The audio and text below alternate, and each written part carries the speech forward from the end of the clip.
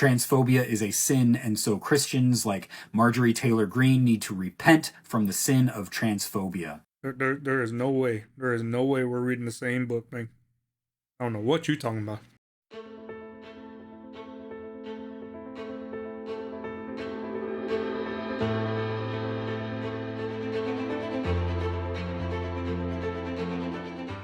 As a Christian pastor, I gotta say that one of the most disappointing things in all of this is that it is primarily Christians who are using our religion as a weapon against our transgender siblings.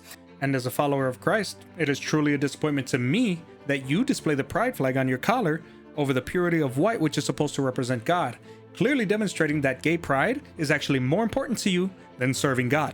Transphobia is a sin, and so Christians need to repent from the sin of transphobia.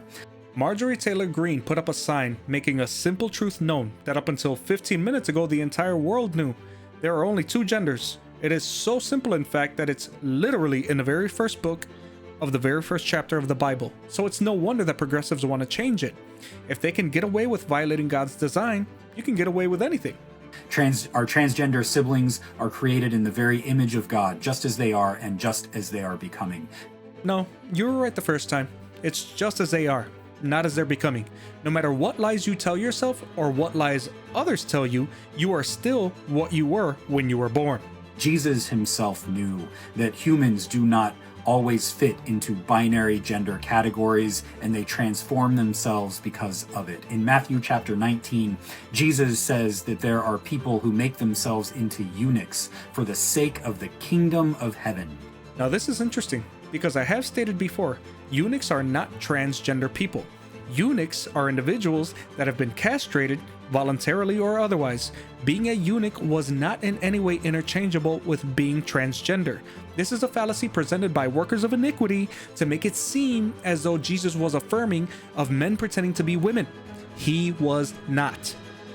That means that there are people who cut off their genitalia, who transform their bodies for the sake of the kingdom of heaven. And so Christians who are transphobic are getting in the way of the kingdom of heaven, and they need to repent. The genitalia were not removed. Eunuchs' sex organs were not removed.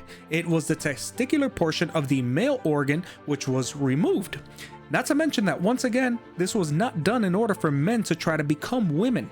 If it was done to a man on an involuntary basis, it was usually a punishment, or it was self-inflicted so that sexual desire would subside and they could focus purely on service to God. There was nothing about the process that made those men think that they were women, and they certainly did not try to act like it did.